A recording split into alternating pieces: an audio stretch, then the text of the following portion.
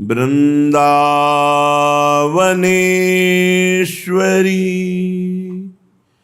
तवैव पदारविन्दम्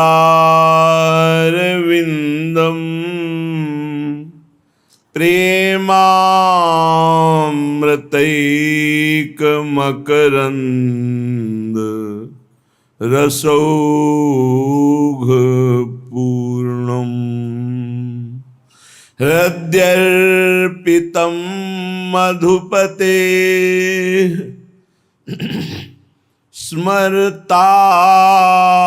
स्मरतापमुग्रं निर्वापयत् परम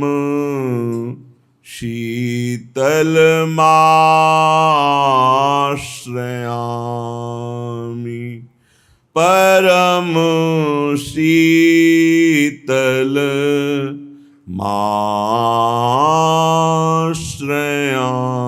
शीतलमाश्रयामि नैननि बसो नवल नवेली नैननि बसो नवल नवेली वृंदावन रजधानी राजत जुगल करत नित केली जहाँ जुगल करत नित केली नैननि बसो नवल नवेली नैननि बसो नवल नवेली दो मिली कुंज निकुंजनी डोलत दो मिली कुंज निकुंजनी डोलत भुजा अंश पर मेली भुजा अंश पर मेली नैननि बसो नवल नवेली जीत लियो घनश्याम लाड़िलो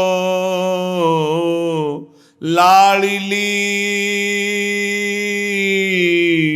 मेरी स्वामिनी जीती लियो घनश्याम लाड़िलो तिह बल गरब गहेली नैननि बसो नवल नवेली नैननि बसो नवल नवेली तो बल निदरी वेद के साधन राधा श्री राधा श्री राधा तो बल निदरी वेद के साधन संत सीख हठ ठेली नैननि बसो नवल नवेली नवल नवेली अब गही भुजा राखियो भोरी अब गही भुजा राखियो भोरी बिलपत बिकल अकेली मेरी लाडली, बिलपत बिकल अकेली नैन बसो नवल नवेली, नवल नवेली। हे नौ सुकुमारी श्री प्रियाजू, आप कृपा करके हमारे नेत्रों में बस जाओ। जड़ चैतन्य कुछ न दिखाई दे, जिधर देखूं आप गलबहियां दी हुई प्रिया प्रीतम दिखाई दें। ये श्री वृंदावन धाम आपका निज महल है। आप युगल सरकार यहाँ विविध प्रकार की रसमयी केली करते हैं, क्रीड़ाएं करते हैं। दोनों मिलकर कुंज निकुंजों में विहरण करते हैं, परस्पर भुजा दिए हुए। और लाडली जू, आपने तो अखिल कोटि ब्रह्मांड नायक परात्परीश घनश्याम को जीत लिया, और हम इसी गर्व में हैं कि हमारी स्वामिनी ऐसी महामहिम महिमा में। तो स्वामिनी जू, आपका बल धारण करके हमने वेद के सिद्धांतों का भी त्याग कर दिया और अन्य भाव वाले मार्गों का उपदेश करने वाले संतों की भी बात नहीं सुनी, केवल आपके नाम रूप लीला धाम का आश्रय लिया। तो हे लाडली जू, अब तो हमारी बांह पकड़ लो, क्योंकि मेरा कोई सहयोगी नहीं है। परमार्थ में किसी का कोई सहयोगी नहीं है। एकमात्र हरि और हरि के प्रेम में डूबे हुए रसिक जन के सिवा हमें परमार्थ का सहयोग नहीं मिल सकता। हे लाडली जू, मैं अकेली हूं और विकल होकर आपके लिए ही विलाप कर रही हूं। अब आप कृपा करके मिल जाइए। भूरी सखी प्रार्थना करती है, अकेली हूं, असंगोहम। जीवन की सबसे बड़ी सिद्धि है जिसने न कभी संसार में किसी को दोस्त बनाया और न किसी को दुश्मन बनाया। सबसे बड़ी सिद्धि है। सबसे परिचय रखते हुए भी अपरिचित, सबसे व्यवहार करते हुए भी असंग, ना कोई राग ना कोई दोष। अद्वैष्टा सर्वभूतानाम, समस्त भूतों में दोष रहित बुद्धि। मित्रवत व्यवहार करते हुए निर्ममो, करुणा करते हुए भी निरहंकारा। अद्वैष्टा सर्वभूतानाम मैत्रः करुण एवच निर्ममो निरहंकारा सम दुखा सुखा क्षमी। ये सिद्ध पुरुष का लक्षण है। किसी भी चराचर जगत में जीव पर दोष दर्शन ना होना, सबसे मित्रवत व्यवहार करना, पर मित्र किसी को ना मानना, निर्मम रहना, सब पर दया करुणा करना, पर अहंकार ना करना, सुख दुख में समान भाव रखना और अपने ऊपर अपराध करने वाले को सदैव क्षमा करना। ऐसा सिद्ध पुरुष भगवान को बहुत प्रिय है। भूरी सखी प्रार्थना में अपनी स्थिति का अवलोकन अपने लोगों को करा रही कि मैं अकेली हूं, असंगोहम, और विकल हूं अर्थात प्रेम की उच्च अवस्था। और हे लाडली जो, आप मुझे स्वीकार कर लो, अर्थात केवल प्यारी जू से प्रार्थना और समस्त साधनों का त्याग। वेदान्नपि सन्न्यस्ति सा केवलम अवच्छिन्न अनुरागम लभते। जो प्रेम प्राप्ति के लिए वेद सिद्धांतों को भी प्रणाम करके त्याग कर देता है, वो केवलम अविच्छिन्न अनुरागम लभते, वो केवल अखंड अनुराग प्रेम को प्राप्त होता है। और समस्त साधनाओं का फल है प्रेम प्राप्त होना। श्रीपाद प्रबोधानंद जी कह रहे हैं, स्त्री राक्षस्याः सुविषम कृतम रक्षतम रक्षतम च क्रोधासूया मदपिशुनता दम्भलोभानृताद्यैः वृंदाटव्या विरह भयतो रक्षतम न्यून भावात् राधा कृष्णौ निज करुणया सर्वतो रक्षतम माम रक्षतम रक्षतम। मेरी रक्षा करो, रक्षा करो। किससे? बोले इस बुद्धि रूपी राक्षसी से। इसने विषम, दिखते सुंदर हैं भोग, लेकिन बहुत कटु दुखदायक है, विषम है, फंसा दिया इस बुद्धि ने, बहुत दुष्ट है, ये राक्षसी है बुद्धि। जब तक प्रभु के चिंतन में नहीं लगती तब तक ये आसुरी बुद्धि बनी रहती है। हमारी बुद्धि किसी भी माता बहन पर जब दृष्टि जाती है तो भोग बुद्धि हो जाना, यह राक्षसी बुद्धि है।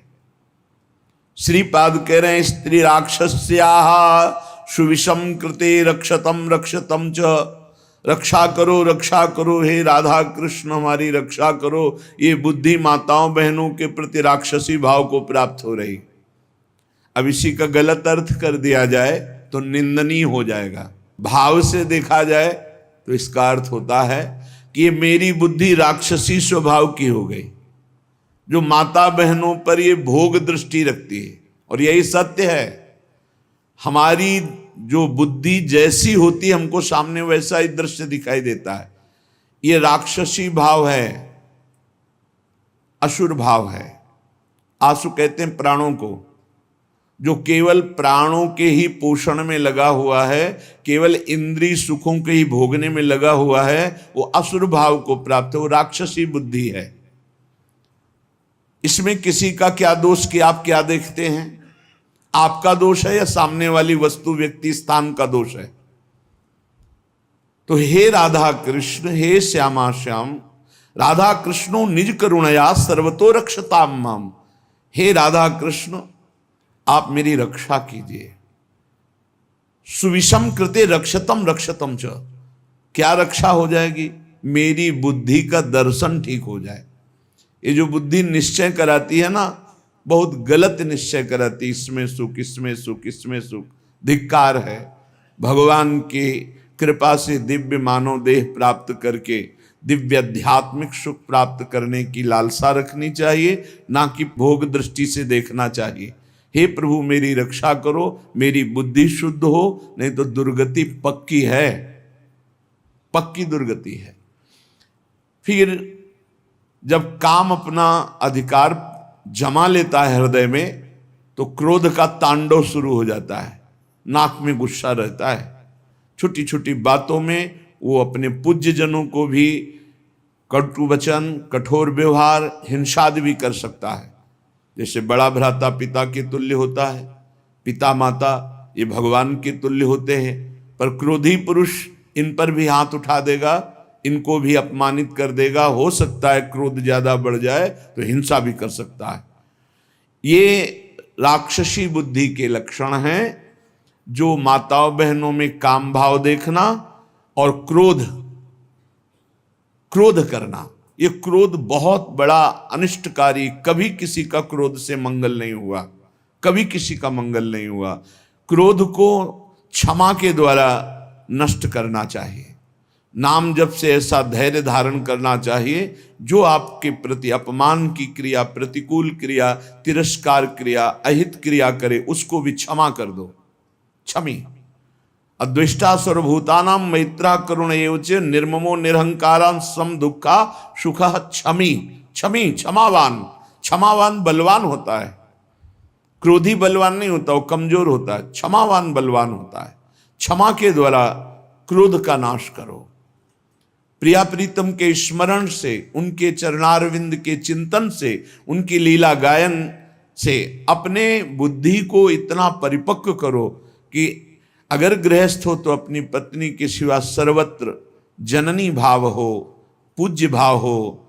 प्रियाजू की सब सखियां हैं या स्वयं जगत अम्बा इन रूपों में विराजमान हैं, ऐसा पवित्र भाव करो। जैसे हम अपने घर में जवान बहन, जवान बेटी, जवान परिकर के साथ रहते हुए कभी दोष बुद्धि नहीं होती, कभी ये भाव ही नहीं आता ये स्त्री है, मेरी बहन, मेरी बेटी। ऐसे ही चराचर जगत का भाव बन जाए तो हमारी बुद्धि शुद्ध हो जाए। असूया, क्रोधासूया, असूया दूसरों के गुणों में दोष देखना, किसी भी व्यक्ति का छिद्रावेषण करना, इसमें क्या दोष है, ये देखने का अधिकार केवल गुरु को है या पूज्य जनों को है। वो भी अपने निज शरणागतों के, अन्य के नहीं, और वो भी उसे निर्दोष करने के लिए, निंदा या अपमानित अवहेलना करने के लिए नहीं। दूसरों के गुणों में दोष देखना ये सबसे बड़ी हानिकारक वृत्तियां हैं। ये जो वर्णन की जा रही है, माता बहनों में काम भाव और क्रोध भाव और दूसरों के गुणों में दोष देखना और मद, किसी भी प्राकृतिक वस्तु को लेकर के जो अहम वृत्ति प्रकट होती है उसे मद कहते हैं। ये मद नष्ट करने वाला होता है। जब मद होता है तो उसे कुछ सुहाई नहीं देता है, क्या करना चाहिए क्या नहीं करना चाहिए ऐसा अहंकारी पुरुष निर्णय नहीं कर सकता। वो तो पवित्र बुद्धि वाला निर्णय करता है। इसलिए अहंकार सर्वथा त्याज्य है, क्योंकि ये समस्त संस्कृति का मूल और दुख ही इससे प्राप्त होता है। जैसे क्रोध से हानि ही होती है, दूसरों के दोष देखने से अपने पुण्य ही नष्ट होते हैं, ऐसे अहंकार करने से नाश ही होता है, पतन ही होता है। और पिशुनता, दूसरे की चुगली करना, ये भगवत मार्ग में बहुत हानिकारक बात है। ये सुना ऐसा ऐसा ऐसा, और बड़े खुशी हो रहे हैं दूसरे की न्यूनता का वर्णन करके, दोषों का वर्णन करके, चुगली वर्णन करना। पिशुनता, दूसरे की बात किसी दूसरे से करना। और दंभ, जो तुम्हारे जीवन में है नहीं उसे दिखावा मत करो। जो हृदय में है, जो वाणी में है, वही आचरण में होना चाहिए। अगर तीनों का मिलान नहीं होता तो उसे दंभ कहते हैं। वाणी से कुछ और, हृदय में कुछ और, आचरण में कुछ और, उसे दंभी पुरुष कहते हैं। जिसका वचन एक, मन एक, आचरण एक, उसे संत कहते हैं, उसे भगवत भाव वाला महाभागवत कहते हैं। लोभा अनृताद्य, लोभ, धन का लोभ, नाना प्रकार के विषयों का लोभ, ये अगर मिटाना है तो नाम जप करना होगा। नाम जपने का जितना लोभ बढ़ाओगे तो ये और सब लोभ हट जाएंगे। लोभ पास जेहि गल न बंधाया, सो नर तुम समान रघुराया। और अनृत है, झूठ बोलना। झूठ बोलना बहुत सहज होता जा रहा है, इसीलिए भजन में बड़ी हानि, बड़ा निषिद्ध है झूठ बोलना। शास्त्र में बहुत इसे रोका गया है। आज तो झूठे ही लेना, झूठे ही देना, झूठे ही भोजन, झूठ चवेना, हर बात में झूठ बोल रहे हैं लोग। झूठ को पाप ही नहीं समझ रहे, वाणी को शासन में नहीं ले रहे कि मुझे सत्य बोलना है। बस झूठ पे झूठ, जितना नाटक बोला जा सके, यहां तक कि अपने गुरुजनों से भी झूठ। अब इससे ज्यादा क्या होगा? संसार में एक जगह ऐसी है जहां झूठ वैसे तो कहीं नहीं बोलना चाहिए, पर किसी भी कारण से गुरुदेव से तो बोलना ही नहीं चाहिए।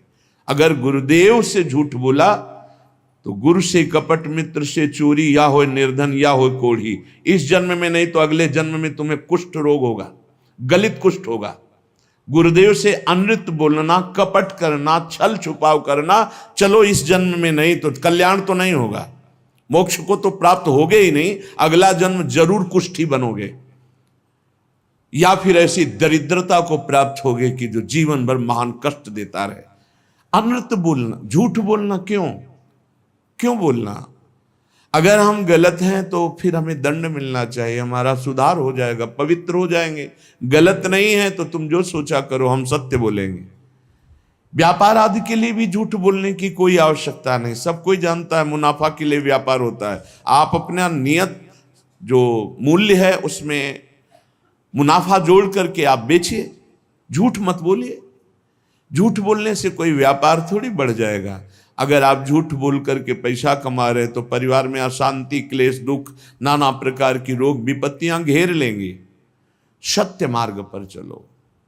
श्रीपाद कह रहे हैं, यदि इस जन्म में तुझे मंगल गति प्राप्त करनी है तो अपनी बुद्धि की राक्षसी प्रवृत्ति को रोको। माता बहनों के प्रति काम भाव मत करो, किसी से क्रोध से वर्ताव मत करो, दूसरों के गुणों में दोष दर्शन मत करो, अहंकार मत करो, किसी की चुगली मत करो, जो तुम्हारे जीवन में नहीं वो नाटक मत करो, दंभ मत करो, दिखावा मत करो, लोभ मत करो, झूठ मत बोलो। क्या होगा इससे? इससे आपके अंदर भगवत भाव जागृत होगा। ये नरक पहुंचाने वाले हैं जितने लक्षण हैं। अभी समझ में नहीं आ रहा है, आ जाएगा समझ में। जिस समय दंड विधान लागू होता है तब लगता है कि कभी कोई जिंदगी में पाप ना करे। जब शरीर पीड़ा से युक्त, मन खिन्न, नाना प्रकार की विपत्तियां घेर लेती हैं, बड़ी अव्यवस्थाएं, तब उस जीव को लगता है मृत्यु हो जाए तो अच्छा। तो क्या होगा? मृत्यु हो जाने पर तुम कोई सुविधा में पहुंच जाओगे क्या? भारी दुख। मृत्यु के बाद कोई सुख? अरे सुख तो इस मनुष्य शरीर में है। इस मनुष्य शरीर से परमात्मानंद प्राप्त कर सकते हो, अखंडानंद प्राप्त कर सकते हो, भगवत प्रेमानंद प्राप्त कर सकते हो। भूल गए विषयानंद में, और जब विपत्ति आई तब मृत्यु को मनाने लगे। एक एक चेष्टा का बड़ा बड़ा कष्ट है। श्री जैमिनी जी ने एक दिव्य पक्षी उनके सामने प्रकट हुआ।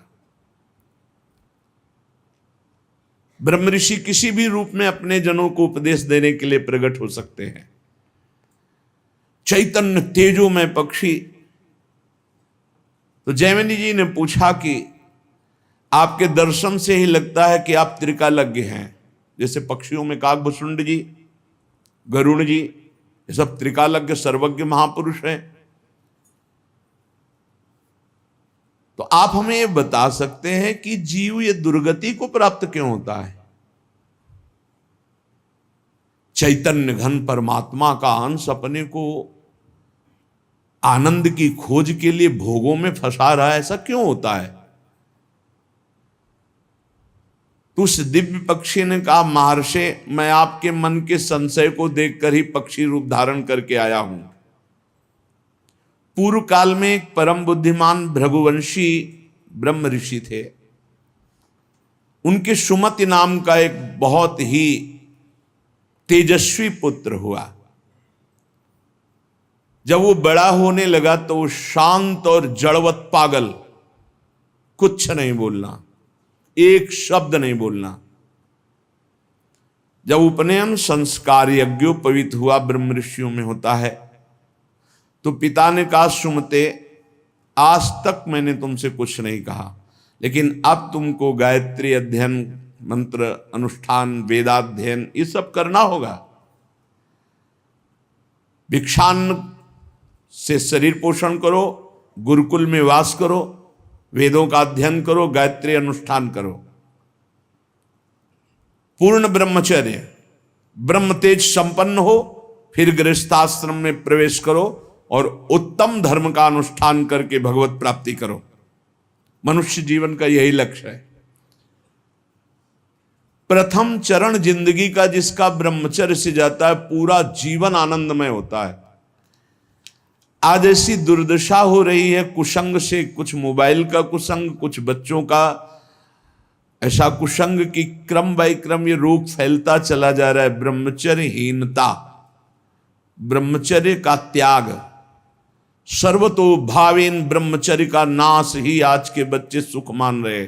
जब प्रथम नींव ही गलत हो गई तो महल कैसे खड़ा होगा? फिर जिंदगी अशांत।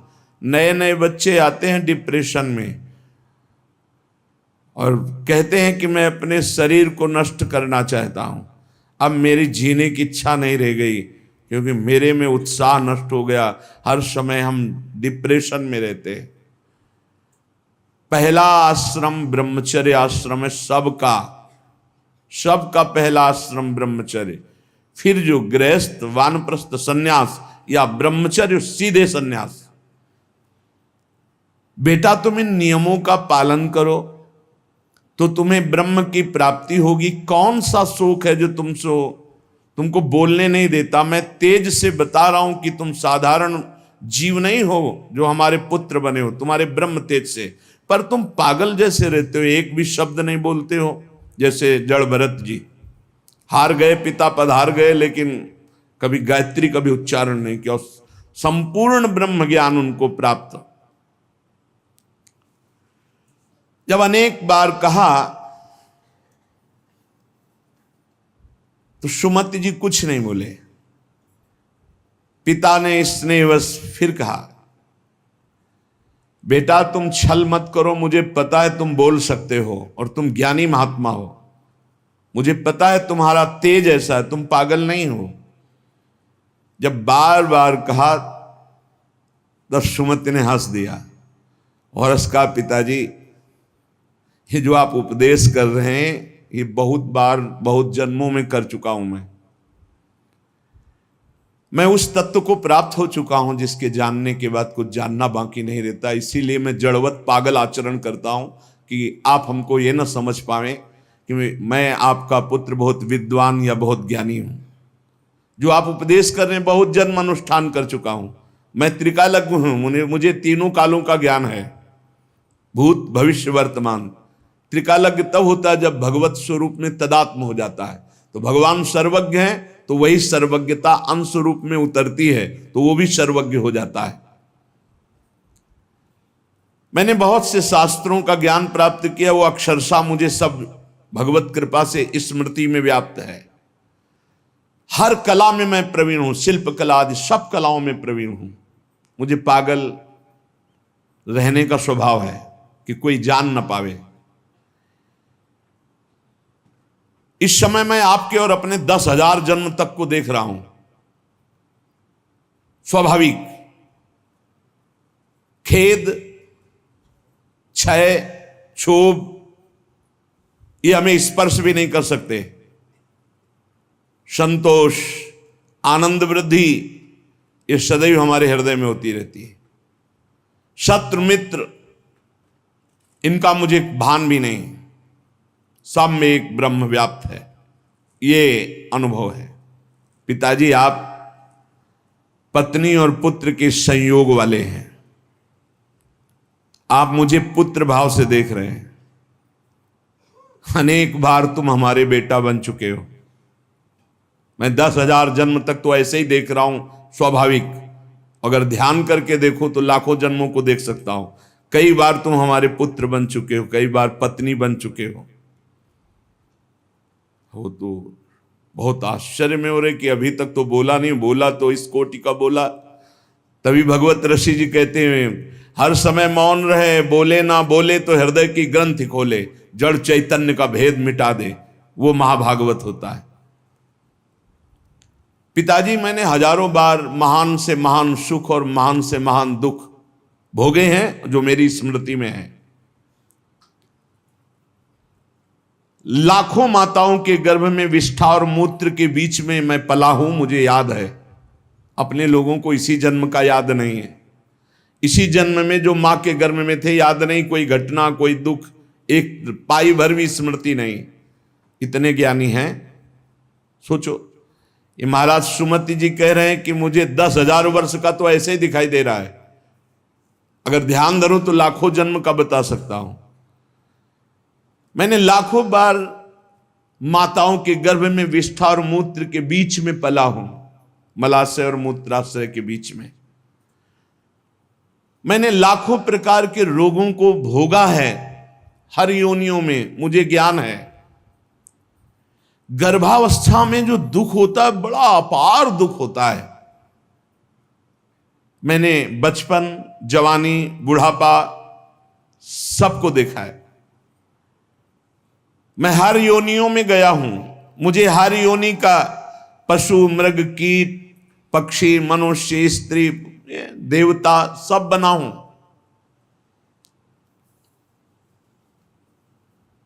मैंने हर सुख को देखा है। स्वामी का सुख, भृत्य का, दास का, इंद्र का, दरिद्रता का। मैं कई बार स्त्री भी बना हूं, कई बार पुरुष भी बना हूं। मैंने सब सुख देखा है।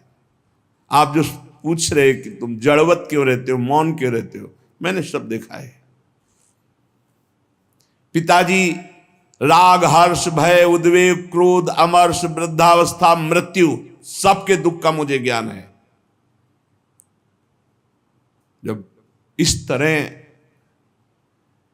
प्रसन्नता से हृदय भर गया पिता का कि मेरा जो अनुमान था कि तुम कोई बहुत बड़े महात्मा हो, तेजस्वी, तुम पागल का केवल स्वांग कर रहे हो, ये सत्य हुआ। मैं धन्य हुआ जो तुम्हारे जैसा पुत्र प्राप्त किया।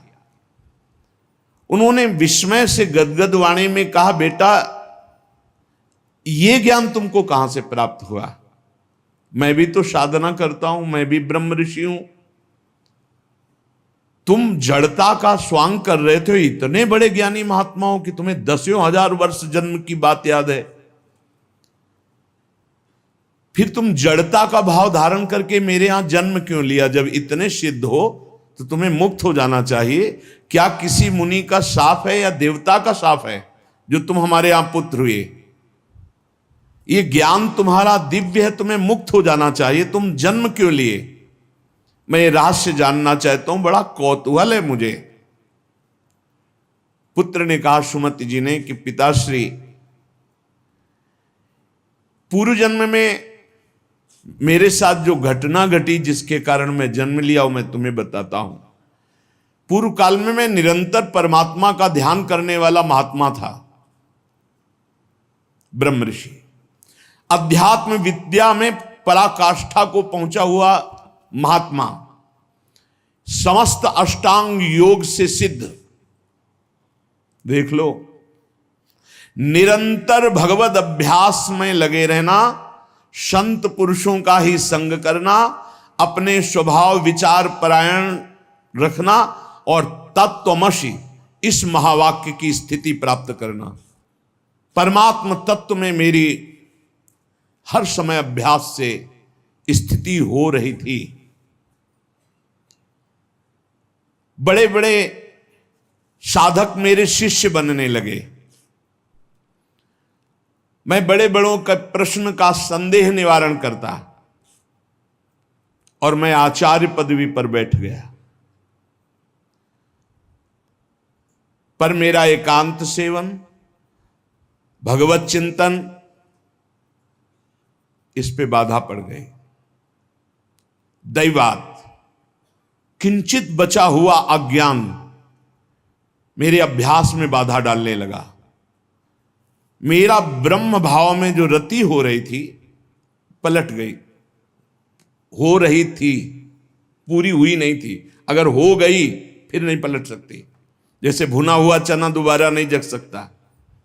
मेरा एकांत सेवन नष्ट होने लगा, मेरे सद्भावनाएं नष्ट होने लगी और मैं संभल नहीं पाया और प्रमाद स्थिति में मेरी मृत्यु हो गई। पर मैं सत्य में जीवन व्यतीत किया था, उसके प्रभाव से मुझे पुनः ब्रह्म ऋषि कुल में ही जन्म हुआ और मैं पुनः ही ब्रह्म ऋषि। अब मैं किसी को उपदेश नहीं करूंगा, इसीलिए मौन रहता हूं पागल जैसा। ना चेला बनाऊंगा ना किसी को उपदेश करूंगा। इसीलिए मृग में आसक्त होने के बाद जड़ भरत जी ने भी यही स्वरूप रख कि डर गए कि फंस जाऊंगा। हरी घास भी नहीं खाई, बहुत सावधानी की जरूरत है। मुझे ब्रह्म चिंतन के प्रभाव से दसियों हजार वर्ष जन्मों की बात अब भी स्मृति में है। वो बहुत सावधानी की जरूरत है। एकांत का अपना साधन यदि छिन जाए तो कुछ भी बाधा पहुंचा सकता है, वो चाहे मृग हो चाहे चेला हो। बहुत संभल के इस मार्ग में चला जाता है। मेरी स्मृति धूमिल नहीं हुई जैसे जड़ भरत जी की भी स्मृति धूमिल नहीं हुई। हिरण के भी जन्म में वो भजन परायण रहकर ब्रह्मबोध संपन्न महापुरुष के रूप में जन्मे। पिताजी पूर्व जन्म के अभ्यास में मैं जितेंद्री था, इसलिए अब भी मैं जितेंद्री ही हूं। केवल प्रमाद स्थिति आ गई, चिंतन में प्रमाद, बहुत सावधानी। अब भविष्य में मेरा जन्म नहीं होगा क्योंकि मैं सावधान हूं, अब प्रमाद नहीं होने दूंगा। मैंने जो दूसरों को ज्ञान दिया था उस ज्ञान का कहीं ना कहीं मुझे अहंकार आ गया, इसलिए प्रमाद स्थिति आ गई। भ्रम न हो जाए, वो छुपा छुपी का खेल खेलता है, चेला नहीं है, वो जगत गुरु है। भगवान श्री कृष्ण कह रहे हैं मत्ता पर तरम नान्यत, मेरे सिवा अन्य कोई नहीं। तो कहीं गुरु बनने का अहंकार ना आ जाए। भगवान अपने भक्त की हर इच्छा को पूर्ति करते हैं तो वही आकर शिष्य रूप में शरणागत का स्वांग करते हैं। ये भूल गए तो देख ले और कोई अपराध नहीं था। कोई अपराध नहीं था। प्रमाद स्थिति मैं ज्ञानी हूं, हम जागृत हो गया, एक जन्म बर्बाद हो गया। ब्रह्म बुद्ध इसलिए इस जन्म में बोल ही नहीं रहे, अपने पिता से भी नहीं। जब बहुत बार कहा तो करुणा करके बोले, जैसे जड़ भरत जी रघुगण से बोले, मैंने जो दूसरों को ज्ञान दिया था, ये ज्ञान देते समय नहीं होना चाहिए कि मैं उपदेश कर रहा हूं, मैं उत्तर दे रहा हूं। सच्ची नहीं, वो श्री भगवान अंदर से बोल रहे हैं। हृदय मंदिर भगवान का है, साउंड ये दिखाई दे रहा है, वो अंदर से भगवान बोल रहे हैं। जो उत्तर दिया वो मैं भी सुन रहा हूं। मैं उत्तर देने वाला नहीं हूं, मैं भी श्रोता ही हूं। उत्तर देने वाले श्री भगवान जगत गुरु जो सबके हृदय में बैठे हैं, वही कथयन्ति च माम नित्यम तुष्यन्ति च रमन्ति च, इसकी योग्यता प्रदान कर रहे हैं। वही अंदर से कथन करवा रहे हैं, वही उसी में रमण करवा रहे हैं, वही सुनवा रहे हैं। जो सत्य चिंतन करता है वो कभी व्यर्थ नहीं जाता। उसके प्रभाव से मुझे आगे कोई साधना नहीं करनी पड़ी और मुझे तत्वबोध हो गया। यही खास बात होती, मैं ब्याज सहित भजन मिलेगा, आगे कोई साधना नहीं करनी पड़ी। इस जन्म में स्वयं तत्वबोध संपन्न महापुरुष के रूप में प्रकट हो गए। जैसे जड़ भरत जी जन्म से सिद्ध, भजन कर नामे भक्ता प्रणश्यति, ये खास बात होती। 100 बार राधा राधा बोला है तो अगले जन्म में 101 बार से शुरू होगा, 99 से नहीं।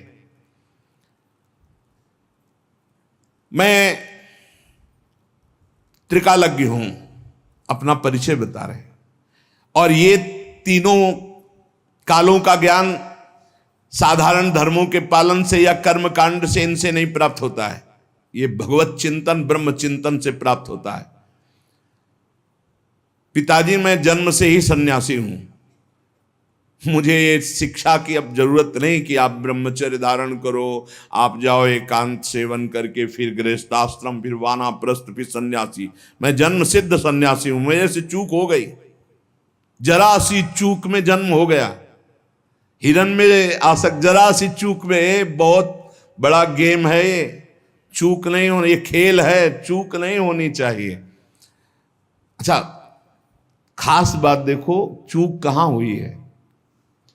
और जब भगवान की शरण में होता है तो भगवान कह रहे अंतिम चूक को मैं सुधारता हूं। इसीलिए सर्वश्रेष्ठ भगवान की भक्ति है, शरणागति है। हे, इतने बड़े महात्मा की चूक हुई और अगला जन्म हुआ और जीवन भर वैश्यागमन करता रहा, अंत समय नारायण बुलाया तो परम पद पहुंच गया। पुत्र के बहाने नारायण बोल, भगवान नाम, इसीलिए हम नाम जप की महिमा को बार बार गाते हैं। मैं क्या हूं इसको छोड़ो, आप क्या है प्रभु, मैं समझ गया। राधा राधा राधा राधा राधा राधा, परम पद मिल गया। अब ये बहुत सरल लगता है ना, इसलिए फ्री किसी को हीरा दो तो कांच ही समझेगा, और दाम लगा के कांच दो तो उसको माथे पे लगाएगा। 1 लाख में खरीदा है, भले चमकीला रंगीन कांच ही हो या सफेद कांच हो, और अगर फ्री हीरा दो तो उसको लगे हीरा फ्री कैसे दे सकता है, नहीं ये तो कांच ही होगा। पैसा लगा के फ्री सत्संग मिल रहा है तो समझ में नहीं आता, फ्री सत्संग मिल रहा है, फ्री एकांतिक मिल रहा है तो समझ में नहीं आता। पक्की बात समझो, भगवान नाम से बढ़कर के कोई साधना नहीं है, कोई साधना नहीं। ये आप देखो, इन प्रसंगों को इसीलिए सुनाते कि आप पकड़ो। इतनी ऊंचाई पे चढ़ा हुआ महापुरुष जरा सा अहम में फिसल गया, और भगवान का भक्त जो भगवान का शरणागत है, तो भगवान कहते हैं अंतिम समय उसका स्मरण मैं बनता हूं। मैं स्वयं उसका स्मरण बनता हूं। मैं स्वयं संन्यास धर्म में स्थित हूं इस समय, सुमति जी ने कहा। अगर आप कोई प्रश्न करें और मैं आपको उत्तर दे देता हूं तो पिता ऋण से मैं मुक्त हो जाऊंगा अभी, पितृ ऋण से, क्योंकि आपका ऋण है। मैं संन्यास धर्म से युक्त, मुझे आपकी किसी शिक्षा की जरूरत नहीं। आप कोई प्रश्न करें और मैं आपके प्रश्न का उत्तर दे देता हूं तो पितृ ऋण से मुक्त हो जाऊंगा। बहुत आनंदित हुए कि ऐसा सर्वज्ञ हमें पुत्र मिल गया। तो उन्होंने कहा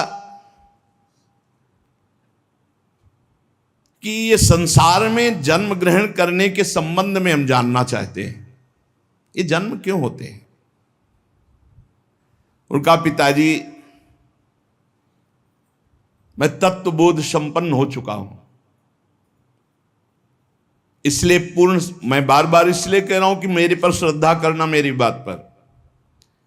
ये क्षण भंगुर संसार चक्र रहट की तरह चल रहा है। जैसे झूला देखा है ना, ऐसे आकाशी झूला, वो वाला नीचे आया, फिर ऊपर गया, मध्य गया, ऐसे पुनरपि जननम पुनरपि मरणम पुनरपि जननी जठरे शयनम, ऐसे चक्र चल रहा है। और ये निरंतर चलने वाला है, ये कभी स्थिर नहीं रहता। आपकी आज्ञा से मैं मृत्यु काल से लेकर अब तक की सब बातों का वर्णन करता हूं। शरीर में जो गर्मी या पित्त है वो तीव्र वायु से प्रेरित होकर जब अत्यंत कुपित होता है, उस समय बिना ईंधन की उद्दीप्त हुई अग्नि की भांति बढ़कर मर्म स्थानों को विदीर्ण कर देता है। उसके बाद उदान नामक वायु ऊपर की ओर उठता है, खाए पिए हुए अन्न जल को नीचे की ओर जाने से रोक देता है, और आपत्ति की अवस्था में उसी को प्रसन्नता रहती है जो जल अन्न एवं रस का दान किया हुआ है, भगवान नाम जप किया हुआ है। तो ये जो विपत्ति स्थिति आती है मृत्यु के पहले, जो सहज मृत्यु होती है बिना घटना के, तो जिसने कभी दूसरों को भूखों को भोजन पवाया है, प्यासे को जल पिलाया है, किसी की भारी दुख में सम्मिलित होकर दुख निवृत्ति की है और भगवान नाम जप, तो ऐसी स्थिति को वो सह पाता है। उस समय भी गंभीर मुद्रा में वो भगवान का स्मरण उस दुख से विक्षिप्त होकर नहीं छोड़ता। वो पवित्र अंतःकरण वाला उस भारी कष्ट अवस्था में भी भगवान नाम स्मरण, ध्यान देना, अगर दूसरे को कष्ट दिया है, कभी किसी का हित नहीं किया, कभी प्यासे को पानी नहीं पिलाया, कभी भूखे को अन्न नहीं पवाया, तो अंतिम समय तुम्हारा बाधित हो जाएगा। जो शत मार्ग है वो बाधित हो जाएगा। ये सिद्ध महापुरुष बोल रहे हैं। जो पुरुष कभी झूठ नहीं बोला, जो कभी किसी से झगड़ा नहीं करवाया, किसी किन्हीं का स्वभाव होता है दो मित्रों के बीच में झगड़ा करा देना, पति पत्नी के बीच में झगड़ा करा देना, ऐसा। जो आस्तिक स्वभाव वाला और श्रद्धालु है, उस समय भारी दुख की अवस्था में सुख का उदय होता है उसके हृदय में। ध्यान दीजिए, कहा है कई बार सत्संग में कि जो भगवत मार्ग का पथिक है उसकी जब मृत्यु होती है तो जन्मत मृत दुषा दुख हो, ये नहीं होता। जैसे विशाल हाथी के गले से फूलों की माला टूट जाए, उसे पता भी न चले। तो कह रहे हैं उस समय उसके हृदय में एक अद्भुत सुख प्रकट होता है और वो सुख पूर्वक शरीर छोड़ता है, सुख पूर्वक मृत्यु को प्राप्त होता है। सुख पूर्वक मरना, आनंद पूर्वक। जैसे स्वप्न में इस शरीर का भान नहीं रहा, नहीं रहता, सैया में पड़ा है, ऐसे स्वप्नवत शरीर छूटा और वो जो देवता की, जिस इष्ट की आराधना की, वो वहीं प्राप्त हो जाता है जाकर। पर यह साधारण नहीं है सुखपूर्वक मृत्यु होना। जो सदैव अपने गुरु की आराधना में संलग्न रहा है, कभी किसी वैष्णव की निंदा नहीं की है, सात्विक भोजन पाया है। हम आपको सच्ची कहते हैं, जो शास्त्रों में मना किया गया है उसके अनुभव के चक्कर में मत पड़ना। ऋषियों ने अनुभव करके बताया, मत खाना। भजन में अगर चलना है तो प्याज लहसुन मसूर की दाल, जो जो भी मना किया गया मान लो। ब्रह्म ऋषियों ने जो जो निषेध किया है वो नहीं पाना चाहिए। यहां कह रहे हैं जो गुरु की सेवा में संलग्न है, जो किसी की निंदा नहीं की, और जो सात्विक आहार करता है, सतोगुणी आहार करता है, और जो लज्जाशील है और भगवान की शरण में है, मृत्यु के समय उसे कष्ट नहीं होता, उसे कष्ट नहीं होता।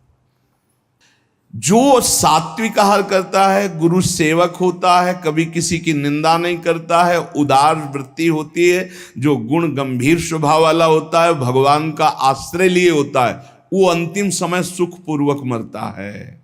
भाई जी कैसे गए? जैसे कोई गाड़ी में चढ़ने जा रहा हो, सबसे ऐसे मिलके गए। अगर मन वचन शरीर से कभी किसी को कुछ भी दुख पहुंचा हो तो आज मैं राधा माधव के पास जा रहा हूं, मुझे क्षमा कर देना, भाई जी महाराज बड़ा करुण क्रंदन, निज जन सब एकदम आर्त भाव, भाई जी सबसे ऐसे हाथ जोड़ते हुए, ये मृत्यु है। और इधर पूज्य पंडित गया प्रसाद जी ने देखा पालकी में नवीन सखियां और एक नई किशोरी बैठी हुई, देखा रे तो भाई जी महाराज जा रहे हैं वृंदावन। गिरिराज जी की तलहटी में देखा कि भाई जी महाराज आ रहे हैं वृंदावन। तो हे पिताश्री, जो मनुष्य कामना से युक्त होकर के, क्रोध से युक्त होकर, द्वेष से युक्त होकर अपने धर्म का त्याग कर देता है, शास्त्र की गुरु की आज्ञा का पालन नहीं करता है, वो मृत्यु के समय भयानक दुख को प्राप्त होता है। उस समय सब चतुराई विस्मृत हो जाती है। अब उस समय क्या आएगा चिंतन में, वही बनना पड़ेगा जो आ जाएगा। जिन्होंने मृत्यु काल उपस्थित होने पर भगवद आश्रय लिया है, उनको जलन नहीं होती। जिन्होंने जीवन में किसी की भी मृत्यु का अवसर समय, तभी कहते हैं ये लाभ एक बार जरूर सब ले। आसपास कोई पशु पक्षी मनुष्य मरणासन में हो, उसके पास जाके नाम सुना दो, चरणामृत पिला दो, वृंदावन की रज लगा दो। अपने लोगों के पास ये होना चाहिए। एक बार हमने कहा था कि एक छोटी सी बैग सबके पास कपड़े की होनी चाहिए, जिसमें चरणामृत, रज, जपमाला, चतुराशी जी, सेवकवाणी, सुधानिधि, ये हमारे सामग्री हमारे पास है। कभी भी प्राण निकले तो है। अगर कभी किसी दूसरे को ऐसा अवसर कि प्राण निकल, तो आप थोड़ी रज लगा दिया मस्तक में, चाहे पशु ही क्यों न हो, उसके मुख में एक कण रज का डाल दिया, चरणामृत डाल दिया, नाम सुना दिया, राधा राधा राधा राधा। अब ये वो बीज बो गया जो आपके अंतिम समय काम आएगा। जब आपका अंतिम समय होगा तो भगवान किसी को भेजेंगे या स्वयं आएंगे और आपके मंगल का संविधान रच देंगे। जीवन में एक बार तो कर लो। आसपास कहीं पड़ोस में कहीं कोई ऐसा दिखाई दे अवसर। आजकल तो लोग इतने बेपरवाह हैं कि सामने कोई तड़प रहा है, एक्सीडेंट हो गया है, तो वीडियो जरूर बना लेंगे, खिड़की खोल के गाड़ी बढ़ा के निकल, कौन झंझट में फंसे। तो तुम जब फंसोगे तो तुम भी ऐसे तड़पोगे। ऐसा नहीं, प्राप्त सेवा का तिरस्कार करने वाले को दंड मिलता है। प्राप्त सेवा तुमने देखा, इसको जरूरत है मेरी इस समय, भूल जाओ सारे कार्यों को और अपने स्वार्थ को कि तुम्हारे साथ व्यवहार क्या होगा। उसको तत्काल गोद में उठाओ, गाड़ी में बैठो, अस्पताल ले जाओ, जो होगा बाद में देखा जाएगा। पहले प्राप्त सेवा का पालन करो, प्राप्त सेवा का त्याग नहीं करना चाहिए। जब ये नीच मनुष्य दूसरों को कष्ट देना, झूठी गवाही देकर के फंसा देना, पैसे के बल से, ध्यान से सुना जाए, पैसे के बल से निर्दोष को दंड दिलाना या निर्दोष को दंड देना। एक वकील साहब कह रहे थे अपने यहां जो है कि हमको तो वकालत पढ़ाई ही इसीलिए गई कि जो हमारे पास आवे हम उसको जितावें। भाई ठीक है, सांसारिक व्यवहार में आपको ऐसी शिक्षा दी गई होगी, लेकिन हमारा अध्यात्म ऐसी शिक्षा नहीं देता। अध्यात्म शिक्षा देता है कि तुम अपनी वकालत का प्रयोग दूसरों की रक्षा करने के लिए करो, और जो जुर्म करने वाले लोग हैं उनको दंड देना मानो उनको पवित्र करना है। अगर आप जानते हैं ये जुर्म से युक्त है, दोष से युक्त है, और पैसे के बल से उसको निर्दोष साबित कर देते हैं, तो वो और आप दोनों दंड के भागी बनेंगे। परिणाम में आपको दुख भोगना पड़ेगा। अगर उसे दंड मिल जाता है तो वो पवित्र हो जाता है, आप बच जाते हैं। आपकी वकालत होनी चाहिए दूसरों को बचाने के लिए, जो निर्दोष हैं, और जो दोषी हैं उनको दंड देना, ये वकालत का आपका फल होगा। क्योंकि आप अच्छे वकालत करने वाले हैं तो निर्दोष को बचाइए, और दोषी को सजा मिले तो दोषी भी पवित्र होगा और आप भी पवित्र हो जाएंगे।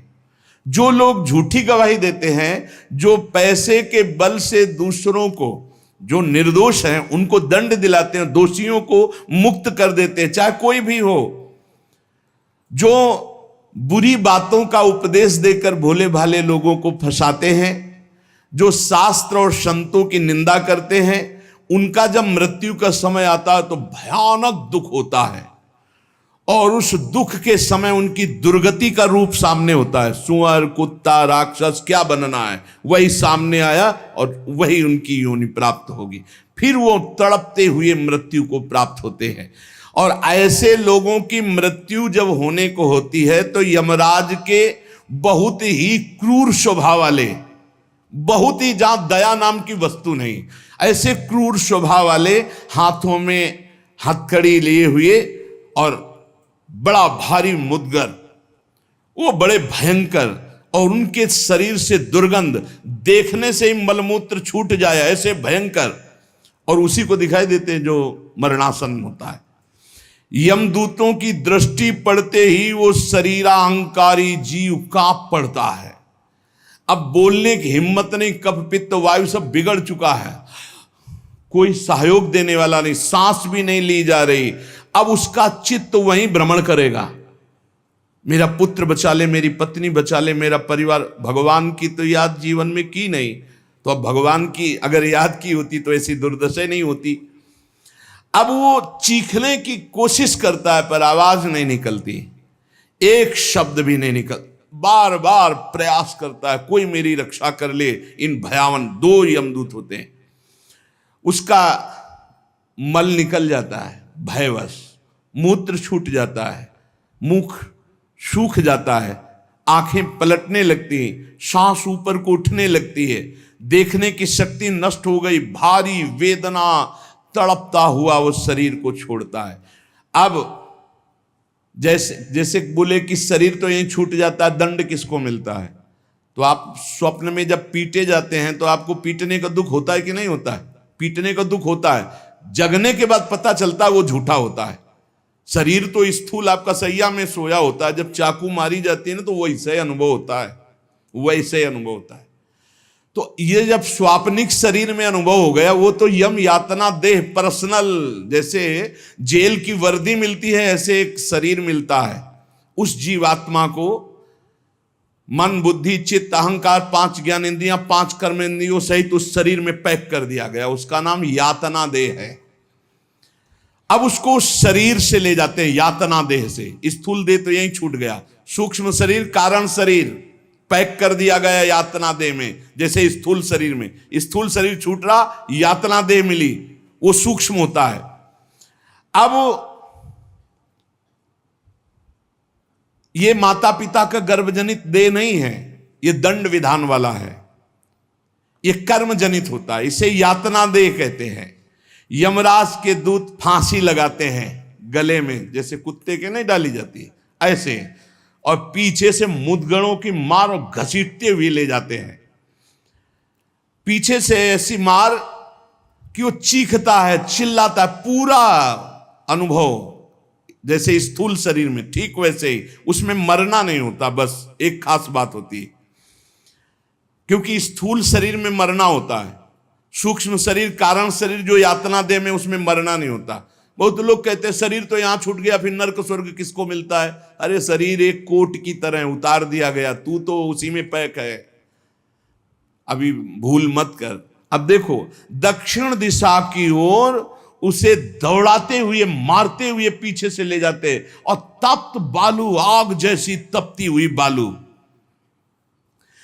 जैसे यहां कुश होते हैं ऐसे लोहे के कांटे होते हैं, उस पे चलना, कांटे फैले हुए हैं, कहीं लोहे की बड़ी बड़ी कीलें गड़ी हुई हैं, कहीं लोहे की कंकरीली ऐसी भूमि, लोहे के ऐसे सैकड़ों कांटे जैसी, गुखरू जैसी ऐसी डाल दी गई हैं लोहे की, और अत्यंत कठोर, जब उसमें पैर रखते हैं भारी कष्ट, पीछे से मार, वहां दया नहीं है। कहीं आगे भूमि आग जैसी जलती हुई, कहीं सैकड़ों गड्ढे जिनमें गिरा गिरा करके मारते हुए ले जाते हैं, और सूर्य भगवान इतने नजदीक से ताप देते हैं कि आग लगती है, वो सूर्य की किरणों से जलता है। ऐसे यमराज के उस मार्ग में घसीटते हुए यमराज के दूत ले जाते हैं, यमपथ, और बीच बीच में दूत उनको कठोर ताड़ना देते हैं, रोक रोक के। मरना है नहीं, जिस समय जीव को घसीट कर ले जाते हैं, सैकड़ों घुड़कियां मार, इस तरह का कष्ट हो। अभी ये ब्याज है, नरक नहीं पहुंचा, अभी तो यात्रा है। बिना किसी सवारी के यात्रा होती है 48 मिनट 2 घड़ी में। जो मनुष्य यहां छत्र दान किया है किसी को, श्री जी को, बिहारी जी को, गुरुजनों को, आचार्य जनों को छत्र दान किया, तो जब वो जाता है तो ऊपर के ताप से बच सकता है, उसे वही छत्र मिलेगा। और जो किसी को पूज्य जनों को पादुकाएं दान की है, फिर उसको पादुका, अगर अन्न दान किया है तो रोग के भोजन, ये मोक्ष नहीं, कल्याण नहीं, दान पुण्य से नहीं होता, ध्यान दीजिए। हां, उस भारी संकट के समय में तुम्हें भोजन मिल जाएगा, पौशाला खोला, पानी पिलाया तो तुम्हें पानी मिल जाएगा। और जो मूर्ख यहां आकर के ये सब नहीं किया तो जाना उसको भी यमपुरी है। भजन के बिना यमपुरी से नहीं बच सकते, दान पुण्य करके। अवश्य में भोक्तव्यम कृतम कर्म शुभा शुभम, इसीलिए समझ लो, सोचते हो कि हमने दान पुण्य कर दिया, अब हमारे लिए विमान आएगा परम पद का, जाना नरक ही पड़ेगा। बारी मथे घृत होए बरु सिकता ते बरु तेल, बिनु हरि भजन न भवतरी या सिद्धांत तपेल। भजन के बिना नहीं, इसलिए कह राधा राधा राधा। अब इस प्रकार की यात्रा, अनेक प्रकार से कष्ट भोगता हुआ पाप पीड़ित जीव धर्मराज के नगर में पहुंचा। अब वहां सेकंड के कम हिस्से में हिसाब हो जाता है। ऐसा थोड़ा क्या नाम है, कहां से लाए हो, क्या क्या किया, ऐसा नहीं, 1 सेकंड के कम हिस्से में बहुत लाइन लगी हुआ। यम यातना के शरीर में भारी कष्ट भोगता हुआ जीव, दाह का अनुभव करता हुआ, कांपता हुआ, भयंकर वेदना से युक्त सामने खड़ा हुआ। देखते ही निर्णय हो गया। अब वहां से उसको उसके कर्म के अनुसार नरकों में ले जाया जाता है। जिसने यहां सूर्य भगवान को प्रातःकाल उठ करके जलांजलि दी है, पुत्र हैं भगवान यम, सूर्य पुत्र, जो अपने पुरखों का पिंडदान किया है, जो समय समय पर अपने पूज्य जनों को, गुरुजनों को, संतों को अपने घर में बुलाकर भोजन पवाया है, जो बुजुर्गों को तेल मालिश करके, जैसे उन्होंने हमें तेल मालिश करके पुष्ट किया, ऐसे वृद्ध माता पिता के जो चरण दबाना है, शरीर पर तेल लगाना है, उनके वस्त्र धो देना, उनको भोजन कराना है, उसको वहां थोड़ा आदर मिलता है। बैठो, खान पान, थोड़ा सुख सुविधाएं, नरक से नहीं बचोगे। भगवत भाव के बिना नरक से नहीं बचोगे। जो जो उसने सेवाएं की हैं, वो सेवाएं, आए हो नरक के मार्ग में तो थोड़ा तेल मालिश हो जाएगा, खवा पिया दे जाओगे, थोड़ा शीतल जल पीने को मिल गया, खान पान की, विश्राम की व्यवस्था थोड़ी समय के लिए। अरे इसीलिए जय सीत हरिवंश नरक गति दो, ये जो अपने माता पिता को गाली देते हैं, जो मनमानी आचरण करते हैं ना, खूब अच्छे से तृप्त होते हैं। अब बात ये कि याद नहीं रहती ना, जैसे गर्भ की बात याद नहीं, यार गर्भ की बात याद आ जाए तो तुम भजन के सिवा कुछ नहीं करोगे। मरने की बात याद आ जाए कि पीछे जब मरे थे तो कितना कष्ट हुआ, मां के गर्भ में रहे कितना कष्ट हुआ, ऐसी जेल तो है ही नहीं मां के गर्भ जैसी। विचार करके देखो।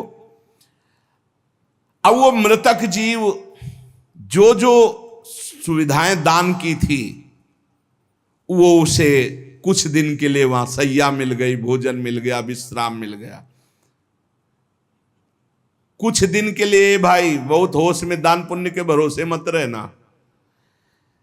अब जब वो पुण्य खत्म हुआ उनका, तो यमदूत उनको साथ लेकर गए। 12 दिन तक उसको पुण्यों के भोग का अवसर मिलता, तभी तक 13वीं तक कहते हैं जीव को नरक की गति नहीं दी जाती। 12 दिन तक उसको होगा कोई विश्रामालय, उसमें रखा जाता है। 12 दिन तक जो पुण्य सुकृत हुए उनको भोग लो, अभी आराम कर लो, नरक आए हो। अब नरक में प्रवेश होगा 13वीं के बाद। तभी कहा जाता है जल्दी जल्दी 12-13 दिन खूब पुण्य कर ले, उसको दान करो आत्मा को, तो उसकी उन्नति हो जाएगी। कोई ये झूठी बातें नहीं है। और राधा नाम बोल दिया एक बार तो इसके बराबर कौन सा पुण्य होगा? यमराज के खाते में पुण्य वाला है ही नहीं ऐसा जितना राधा। अरे जाना ही नहीं पड़ेगा भैया, राधा नाम जिसकी जिह्वा से निकाल अनुल्लिख्यानंतानपि तदपराधान मधुपति। इसीलिए तो गरज कर कहते हैं, अब जिनको नरक भोगना है वो नहीं सुनेंगे भगवान नाम महिमा, भगवान नाम जप नहीं करेंगे। 12 दिन के बाद 12 दिन तक वो अपने घर के वालों के दिए हुए पुण्य आदि जो उसको भोगता है। फिर जब पिंडदान हो जाता है 13वीं, तब तत्र यद बांधवस्तोयम प्रयच्छन्ति तिलैः सह यच्च पिंडम प्रयच्छन्ति नियमानस्तदनुते तैलाभ्यांगो बांधवानां मंग संवाहनम चयत तेन चाप्याप्यते जंतुर यच्चास्नन्ति सुबांधवाः। जब शरीर छूटता है उस समय से बहुत होश में रहो, सब कुछ मिलेगा उसको। जीवात्मा जो छाती के पास बैठ के ले नाक बहा रहे हैं, आंस बहा रहे हैं, यही पीने को मिलेगा उसको। बहुत होश में राधा राधा, कम जिंदगी में वो नहीं जपा तो तुम तो कीर्तन कर ले, वो मिलेगा फल उसको। 12-13 दिन का ऐसा हिसाब रखा जाता है कि बांधोजन परिवार के लेकिन भजन नहीं करेंगे, रोना धोना। मृत्यु से 12 दिन बीतने के पश्चात यमपुरी को खींच कर ले जाया जाता है उस जीव को। अरे यमपुरी भैया हुआ जैसे जेल पहुंचे, कोई थप्पड़ लग रहा है, कोई डंडा लग, वो देखे कि प्राण छूट जाते कि हमारे ये दुर्दशा। मरना नहीं खास बात है, यमराज की यमपुरी को देखते ही प्राण सूख गए। कोई काटा जा रहा है, कोई कोल्हू में पेरा जा रहा है, कोई पकौड़े की तरह तला जा रहा है, हाहाकार मचा। मरना किसी को है नहीं। मृत्यु काल ये सब वहां नजर आ रहे हैं। मूर्तिमान मृत्यु, मूर्तिमान काल जो यमपुरी में दंड हो रहा है। काजल की राशि के समान, जैसे काजल के पहाड़ ऐसे यमदूत हैं कि ऐसे पचका दे तुम्हें, ऐसे नींबू जैसे नहीं निचोड़ा जाता, ऐसे निचोड़ दिए, फिर छोड़ दिए, फिर वो जी गया, फिर निचोड़ दिए। अब बोले 10,000 वर्ष तक यही करना है उसको। अब 10,000 वर्ष तक वो ऐसे करता रहे, क्या दुर्दशा। तभी हरिवंश महाप्रभु कहते हैं, रस सिद्धांत का वर्णन जब करते हैं तो कहते हैं जैसी हरिवंश नरक गति दुर्भरी, बहुत कठिन है नरक की गति। तभी कहते हैं नरक जाओगे होश में रहो, तो मतलब सबसे बड़ा दंड नरक का। लोग कहते हैं कि कहां नरक स्वर्ग है, किसने देखा है? तुम देख लोगे। ऐसे आचरण रख रहे हो जो संतों की अवहेलना कर रहे हो, शास्त्र की अवहेलना करे, भगवान को अवहेलना कर रहे हो, अपने आप देख लोगे पर बताने नहीं आओगे। बस खास बात ये है। और भौहें कैसी?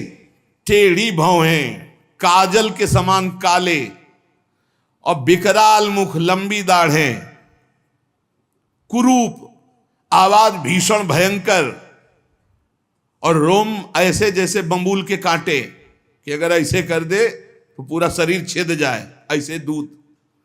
विशाल भुजाएं, पुष्ट भुजाएं, और सब यम दंड यम पास लिए हुए, बड़े भयंकर।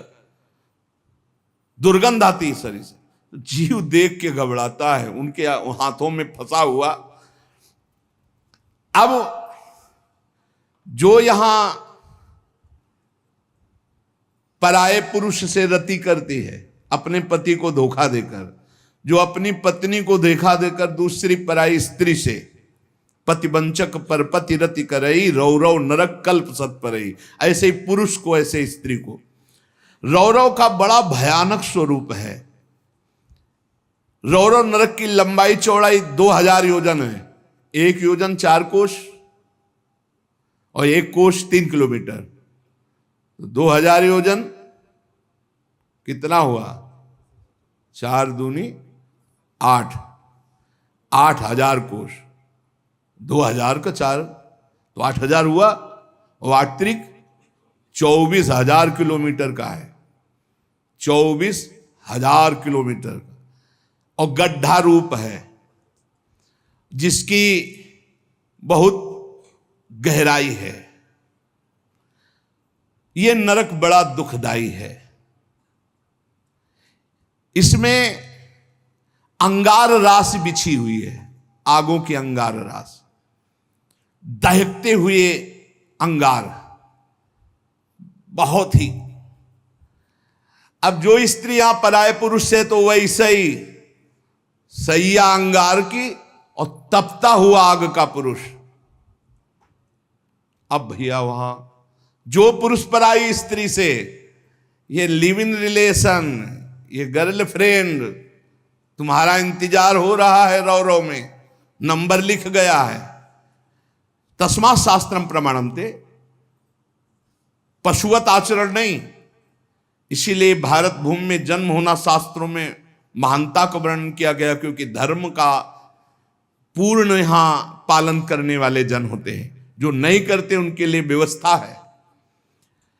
अब उसके भीतर यमराज के दूत उस पापी जीवात्मा को, अब वहां स्त्री पुरुष तो है नहीं, वो तो शरीर पहले ही छूट गया। अब यातना देह, वो जेल की वर्दी, यातना देह नरक की वर्दी, धधकती आग में वो जल रहा है, चीख रहा है, पग पग पर भुन भुन कर गिर रहा है, न मूर्छा न मरण,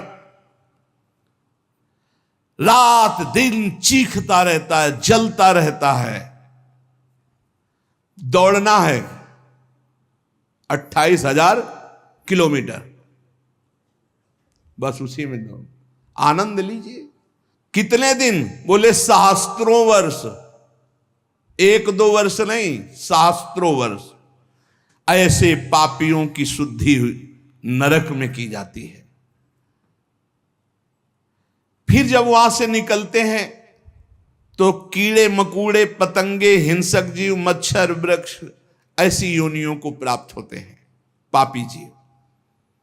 या मनुष्य योनि में आए, पाप बहुत नष्ट हो गए वहां, तो यहां कुबड़ा नाटा,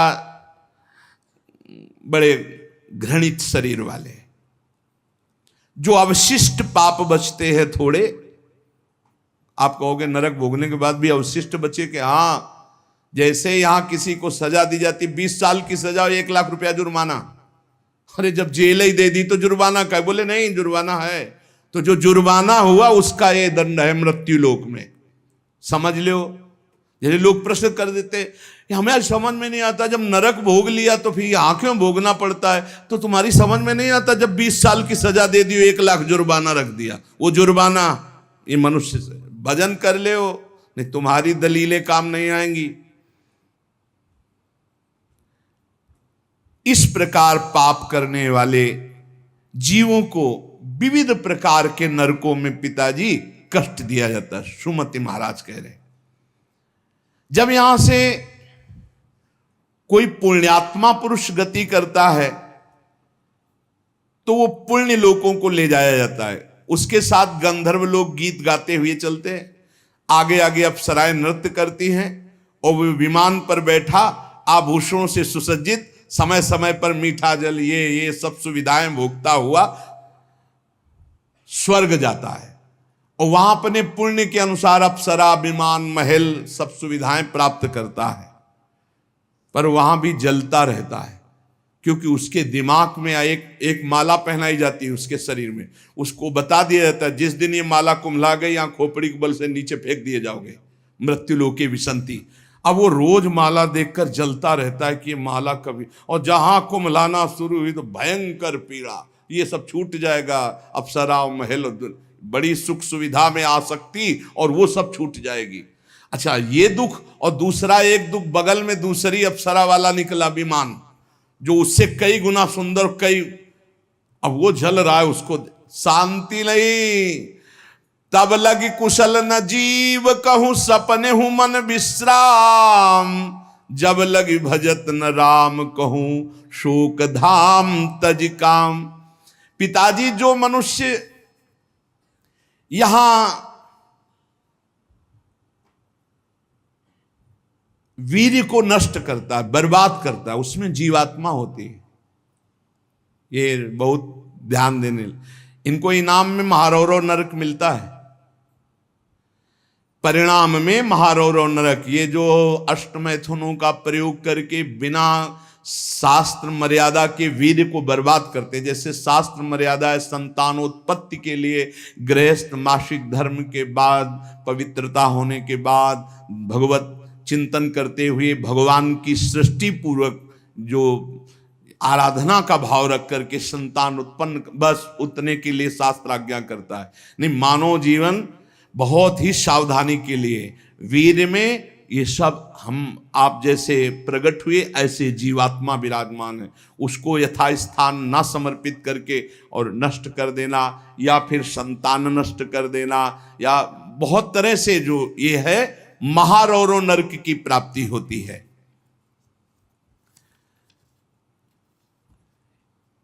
नारकी घोर दुखदाई नरकों में ये जब जीव गिराए जाते हैं तो इनको पहले पता होता कि मेरे इस पाप का दंड मिल रहा है, मैंने जो पाप किया है। बहुत ध्यान देने की बात है। अभी तक जो चर्चा हुई उसमें खास बात यह है, आचरण पवित्र ना होने से नरकों की प्राप्ति समझ लो। पहला पराई स्त्री की तरफ या स्त्री पराय पुरुष की तरफ जो व्यभिचार प्रवृत्ति करती है उसे रौरो नरक मिलता है। यहां जो व्यर्थ में वीर्य नष्ट करते हैं अन्य प्रकार से, इसे खिलवाड़ न समझा जाए, ये मनोरंजन नहीं है। मानव देह बहुत बड़ी संपत्ति है जो भगवान की प्राप्ति के लिए मिली है। जैसे आप अभी पता चले कि आप शरीर को नष्ट करना चाहते हो तो हमारी भारत सरकार आपको बंदी बना लेगी। सरकारी संपत्ति, आप जी सकते हो, केवल सेवा कर सकते हो, कर्म कर सकते हो, लेकिन इसे नष्ट करने का अधिकार नहीं। तो भागवतिक भी दंड है इसमें। तो आपको जो संपत्ति मिली हुई है, आंख, नेत्र, कान, सब इंद्रियां, इनका सही मार्ग में प्रयोग करो। गलत प्रयोग करोगे तो दंड मिलेगा। तुम इसके स्वामी नहीं हो, तुम सेवक हो। ये भगवान की दी हुई वस्तु है। उसे दुखदाई नरकों में गिराया जाता है। दिमाग में बैठा लो ये बात। व्यर्थ में ब्रह्मचर्य को नष्ट करना, व्यर्थ में ये पाप जनित कार्य करना, महारौरो नरक में जाने का पूरा तैयारी कर रहे हो। ये अज्ञान की बात नहीं, भगवान की कृपा से सत्संग सुनने को मिल रहा है, शास्त्र सम्मत। तो डरो, डर करके अपना सुधार करो। ऐसा नहीं कि आप कोई नहीं देख रहा, आपके मन में जो आया आप वो कर रहे हैं। नहीं, आपको इसका दंड मिलेगा, एक एक सेकंड का दंड मिलेगा। यमदूतों द्वारा घसीट घसीट कर ले जाए गए उस महान रौरो नरक में एक घंटी यंत्र की तरह उसमें बड़े बड़े कांटे ऐसे हैं जैसे खजूर के, वो घूमता हुआ है। इसका विस्तार 12,000 योजन है। बरचौक 48,000 कोष, 12,000 योजन। तांबे की सी तपती हुई, धधकती हुई भूमि,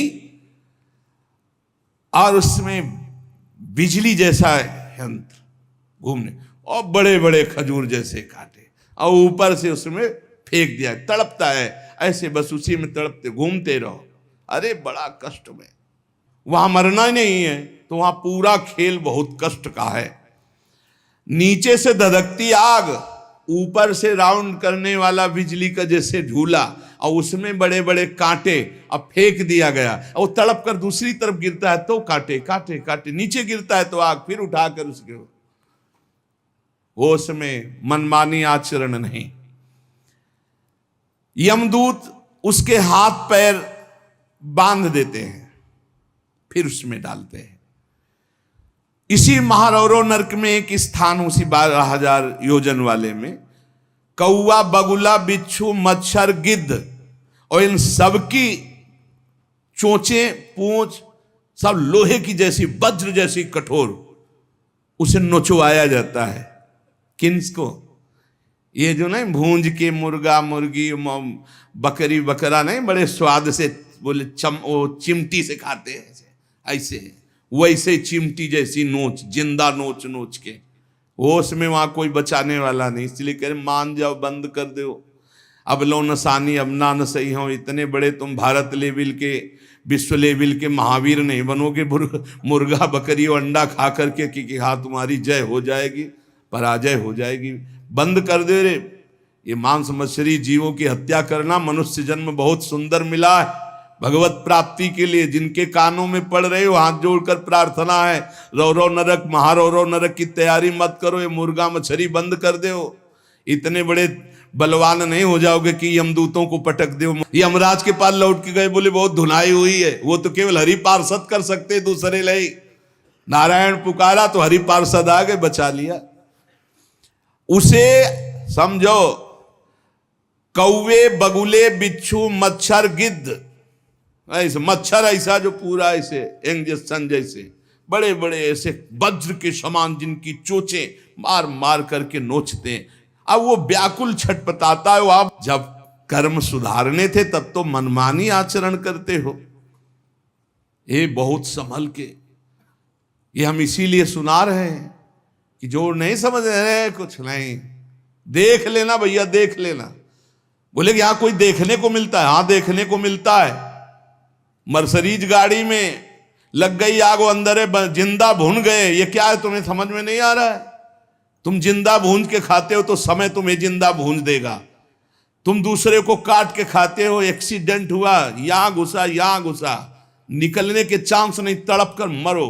कर्म को अवश्य में भोक्तव्यम कृतम कर्म शुभाशुभम। किस जन्म का कौन सा कर्म तुम्हें दंड दे दे, डरो। यहां सब कुछ दिखाई दे रहा है, तुम आंख खोल करके देख लो। एक बेटा है जो जीवन भर सुख देता है, एक बेटा है जो जीवन भर दुख देता है। एक पत्नी है जो देखते ही हृदय आनंदित हो जाए घर में जाते, और एक है कि देखते ही जलकर भून जाओ। एक पति है जो पूरे जीवन सुख देता है, एक है कि जीना मुश्किल। ये सब कर्मों का फल भोगना पड़ता है।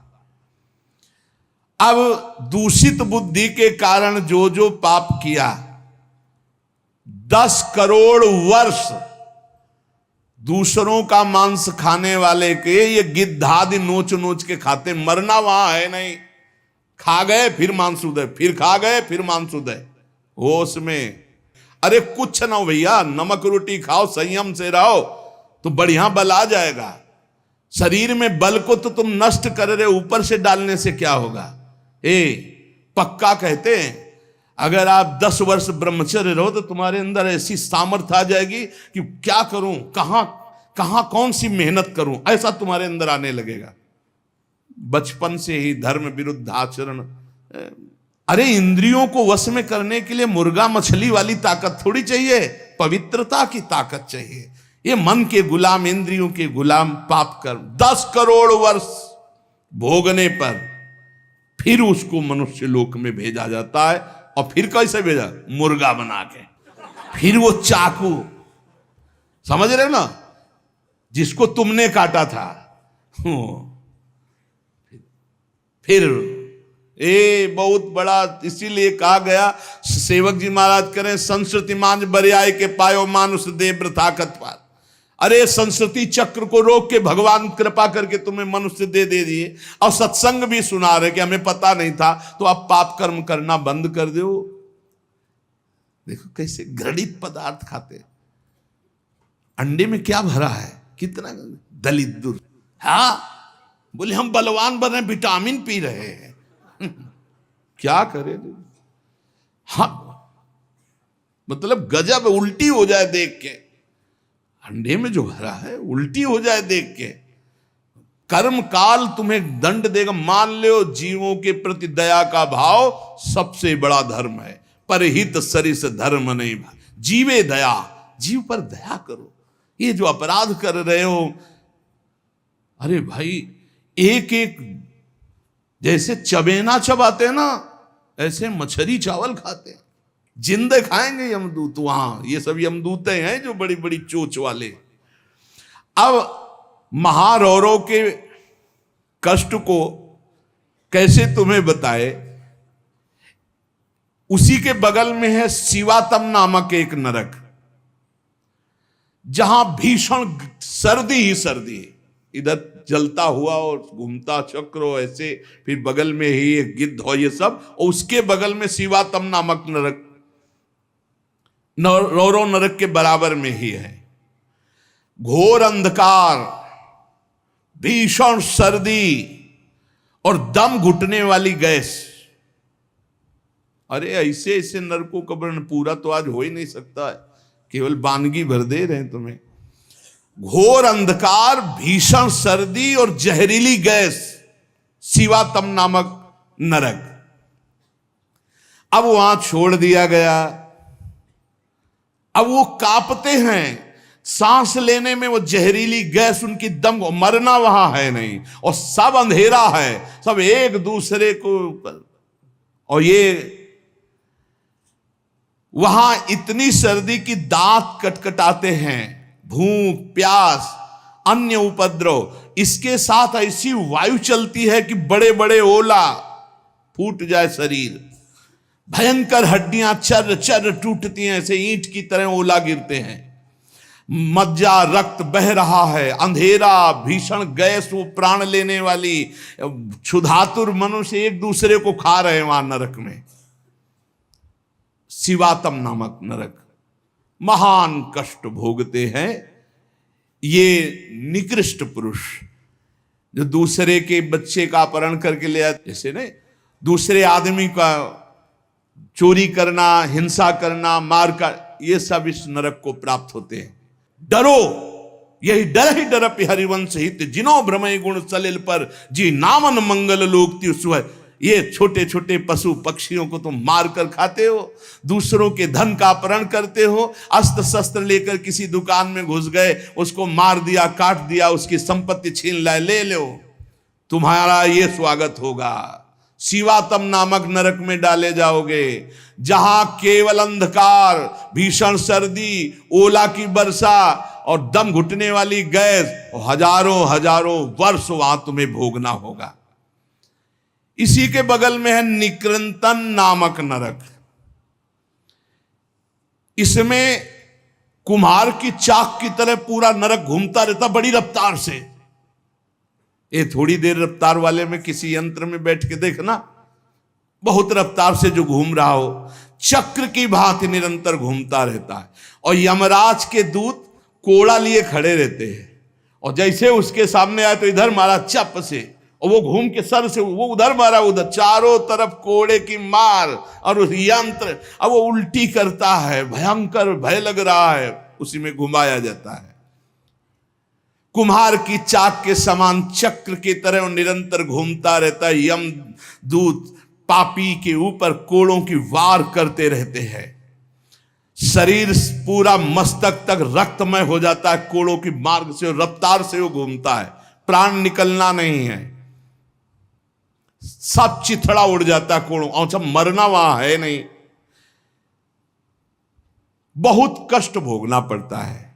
यहां जो शराब पीते हैं, शराब पी करके अपने पूज्य जनों का अपमान करते हैं, नहीं, उनको पृथ्वी घूमती नजर आती है शराब पीने वाले, उसी में डाले जाओगे, नरक वैसे ही बना है तुम्हारे लिए व्यवस्था। जो बड़े पूज्य जनों का अपमान करते, गाली गलौज, मदिरा पीना महापाप है, ऐसा हमारा शास्त्र कहता, मान लो, इसमें ये मत सोचो कि जीव की हत्या नहीं, लेकिन हमारा जो शास्त्र के तस्मात् शास्त्रम प्रमाणम ते कार्याकार्य व्यवस्थित हो, ऐसा ना सोचो, बिल्कुल अक्षरशः सत्य है।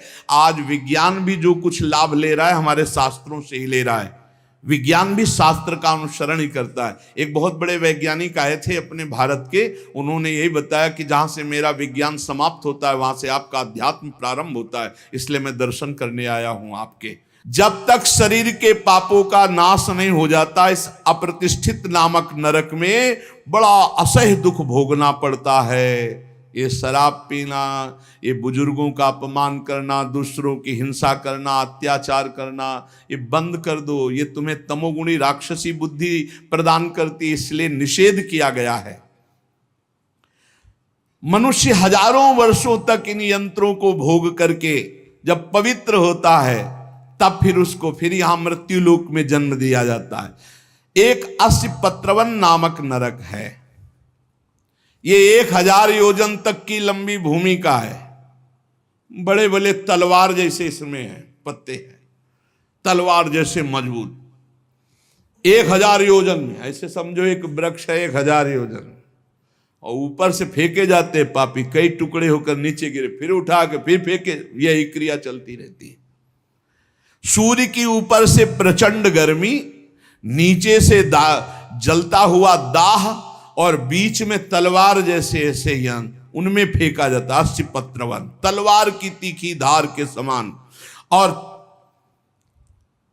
जो आसपास जगह उसमें बलवान कुत्ते रखे जाते हैं, जो 10,000 की संख्या में एक साथ जो जीव फेंका गया, कटा, नीचे गिरा, सोई शरीर पूरा हुआ, सोई कुत्ते नोचने लगे। होश में हो जाओ, बहुत भयावह है।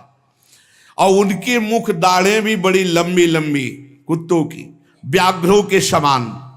इसलिए वो हाय हाय चिल्लाता है, वहां कोई बचाने वाला नहीं मिलता। इस अस्पत्रवन नामक नरक में बहुत दुख दिया जाता है।